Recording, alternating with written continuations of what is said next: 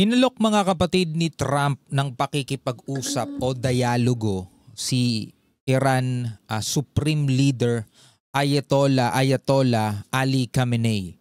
Pero yan ay tinanggihan at sinabihang, bakit kami makikipag-usap, 'di ba?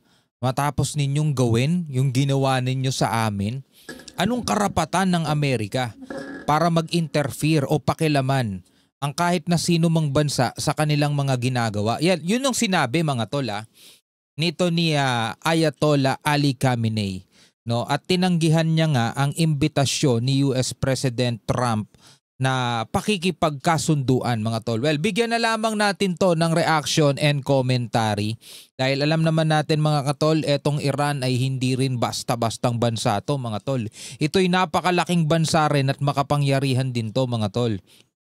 At malaki ang epekto no sa pandaigdigan, ekonomiya o kung ano man ang mga kaguluhang dulot mga tol ng mga paglalaban-laban nitong mga bansang to. Well, samahan ninyo ako mga kapatid para sa panibagong reaction and commentary. Etong panonoorin natin ay mula rito sa Net25 News and Information. Sa lahat ng mga bago pa lamang dito, huwag niyong kalimutan mag-subscribe. Click nyo na rin ang notification bell para ma-notify kayo whenever na may mga bago tayong reaction video tulad nito. At syempre kung ikaw ay nanonood sa ating Facebook page, huwag nyo rin kalimutan mag-follow and like mga kapatid. Maraming salamat sa lahat ng mga bago nating followers yan and likers. Umabot na tayo sa 100,000 plus followers, no? Maraming salamat. Alright, wag na natin patagalin pa. Panoorin na natin to.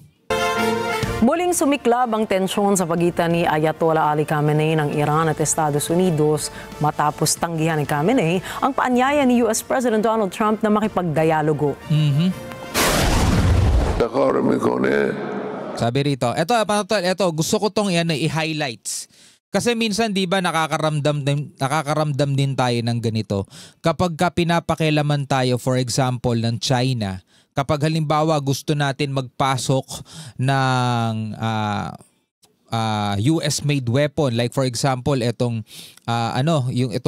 Typhoon missile, etong mga HIMARS, etong mga Nemesis, 'di ba? Pinapakialaman tayo ng China, nagagalit sila at ayaw natin ng ganon.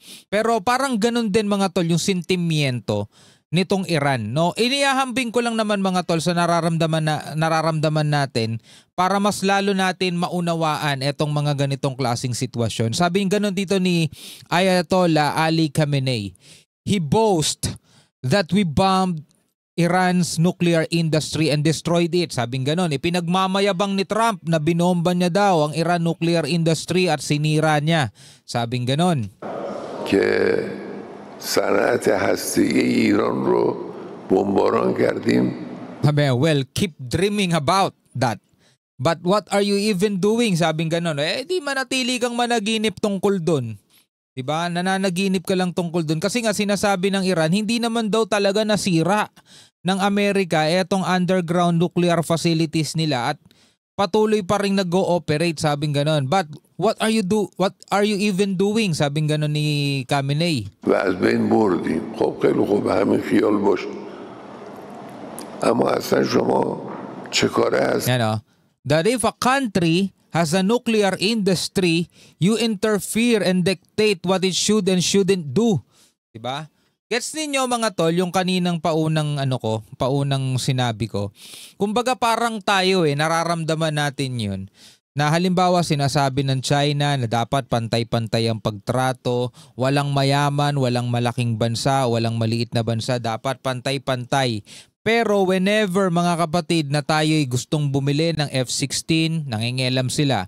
Kapag tayo nagpapapasok o nag-iimbita ng mga like-minded country dito para magsagawa tayo ng mga joint maritime exploration, joint maritime drills, no? Nagagalit sila, pinapakialaman nila tayo, 'di ba? Ayaw natin 'yon. So parang ganun din mga tol, etong sinasabi naman dito ni Ayatollah Ali Khamenei. Sabi niya gano'n, no? What are you even doing? Anong ginagawa mo? Kapag merong isang bansa na merong nuclear industry, you interfere and dictate kung ano ang dapat at hindi dapat gawin. Sabing ganon mga tol. Ano sa tingin ninyo? Pwede kayong magbigay ng komento. Sa tingin ba ninyo merong punto dito itong sinasabi ni Ayatollah Khamenei? Kasi ang sinasabi naman ng Amerika mga tol, hindi pwedeng magmay-ari ng nuclear weapon itong Iran dahil delikado daw at gagamitin daw talaga nila to sa kanilang mga kalaban. Yun yung kinakatakutan nila mga tol. Kaya hindi nila pinapayagan magkaroon ng nuclear etong Iran. Ano sa tingin ninyo? Comment kayo sa ibaba.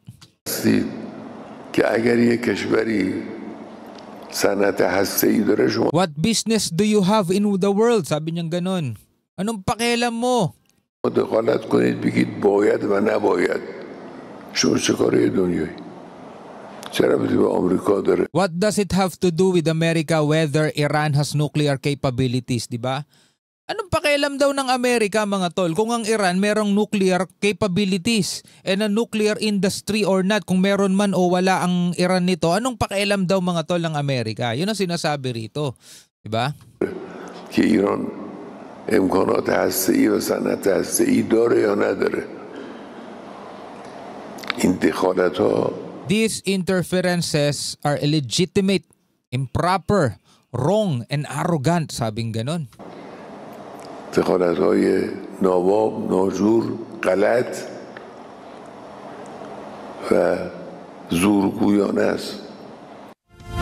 Sa isang pahayag nitong Lunes, itinanggi ng Iran na natalo o nawasak ang kanyang programang nuklear sa ginawang pambobomba ng Estados Unidos. Yun yung sinabi niyang keep on dreaming about that.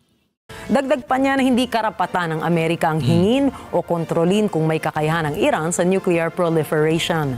Anya, usapin na ng gobyerno ng Iran kung sino man ang kanilang bibigyan ng access sa teknolohiyang ito. So again, tanong mga tol, sa tingin ba ninyo, tama ba yung ginagawa ng Amerika o ng Israel na kapag nabalitaan nila na ang Iran ay merong nuclear facilities o nuclear program is aatakihin nila yung site, bobombahin nila. Just want to be fair mga kapatid, kaya ayoko magbigay ng gusto ko. Kasama lang kayo, kasama din kayo mga tol para samot-sari tayong mga opinion at reaction, di ba? Ayun nga yung ano ng programa natin eh. Ako, wala ako pinapanigan sa kanila kung ano yung ikakabuti ng daigdig, dun tayo eh. Pero sa tingin ninyo, tama ba ang nagiging aksyon ng Israel na aatakihin ng Iran pag nakita nilang merong panibagong nuclear program at ganun din ang Estados Unidos? At sa tingin ba ninyo tama rin etong Iran doon sa kanilang pino-point out na anong pakialam o walang karapatan etong Amerika na pigilan ng kahit na sino mang bansa o sila kung meron silang nuclear program o nuclear facilities? Hindi dapat daw nangingialam etong Amerika. Sa tingin ba ninyo tama ba yon, no? Comment kayo sa ibaba.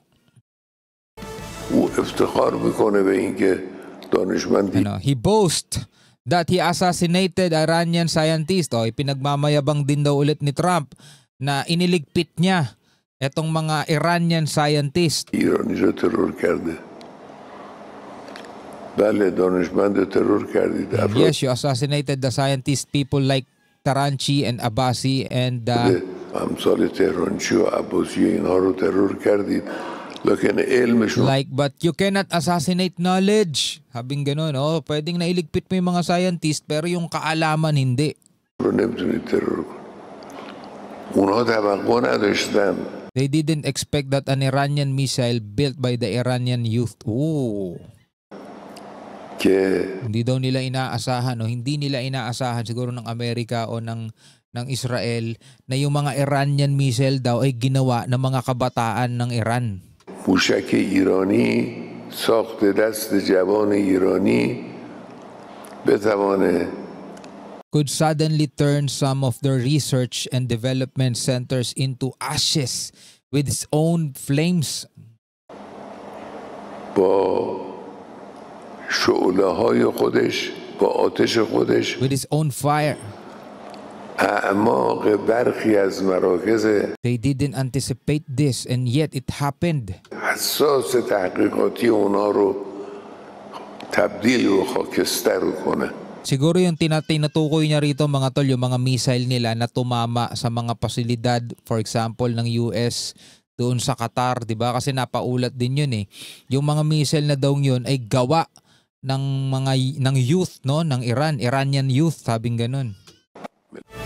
Ito ay kasunod ng mga ulat na naganap ang 5 rounds ng indirect talk sa pagitan ng Iran at ng Estados Unidos at ng 12 araw na air campaign noong Hunyo kung saan sinabing pinuntirya ng Estados Unidos sa mga nuclear sites ng Tehran. Sa gitna ng mga digmaang ideolohiya at kontrol sa rehiyon, malinaw na ang pahayag ni Khamenei ay bahagi ng mas malawak na estratehiya. Hindi lamang upang ipakita ang lakas, kundi upang signalin sa mundo na hindi susuko ang Iran sa usapin ng soberanya. Ooh. He says, I'm a deal maker. I want to make a deal. To make a deal with Iran, sabing ganun. Tinutukoy niyang deal maker si Trump. A deal whose outcome is predetermined through arrogance is no deal. Sabing ganon. Anong klaseng deal? Kung alam mo na kung anong klaseng deal 'yun. Kumbaga parang halimbawa tayo for example, makikipag-deal tayo sa China, alam naman natin na pabor sa kanila yung gusto nila maging deal. Di anong klaseng deal 'yun, di ba?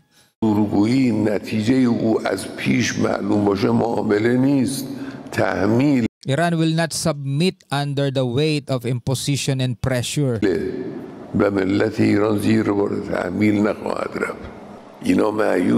are desperate. Desperado na daw.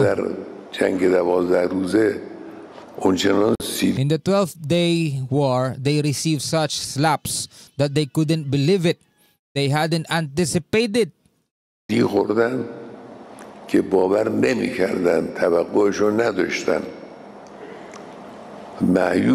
became desperate.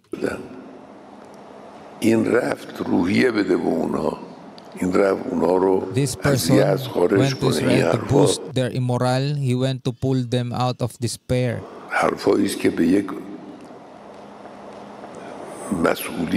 are words said to desperate officials, such words as those that Trump said. Alright mga kapatid, so alam nyo, tayo rin mismo mga Pilipino, no? Meron kayong kanya-kanyang pinaniniwalaan. Meron kayong kanya-kanyang pinapanigan. Yung iba panig sa Iran, yung iba panig sa Israel o sa Amerika. Kaya ako ayokong pumanig sa kahit na sino man. Tayo ina-analyze lang naman natin o tinitimbang both side. Sa tingin ninyo mga tol, sino ang mas punto na dapat tanggapin? Yung sinasabi ng Amerika na hindi dapat magmay-ari ng nuclear etong Iran dahil delikado, hindi mapagkakatiwalaan dahil baka gamitin talaga nila yan, delikado. O yung sinasabi ng Iran na anong karapatan ninyong pigilan ng kahit na sino mang bansa kung magmay-ari man sila ng nuclear o hindi. Diba? Kasi at some point mga tol, ganun din naman yung sinasabi natin. Anong pakialam ninyo kung gusto namin magkaroon ng Typhoon missile? Anong pakialam ng China kung nagsasagawa tayo ng mga joint military operations, di ba? Anong pakialam ng China kung gusto nating bumili ng F-16? Kumbaga parang nakikita natin, nauunawaan natin both sides. Sinasabi ng US at sinasabi ng Iran. Pero kung kayo nga tatanungin mga tol, bilang mga mamamayan, ano sa tingin ninyo ang tama? Comment niyo yan sa baba. Hanggang sa muli, ako nga pala si Shobal D. Peace out.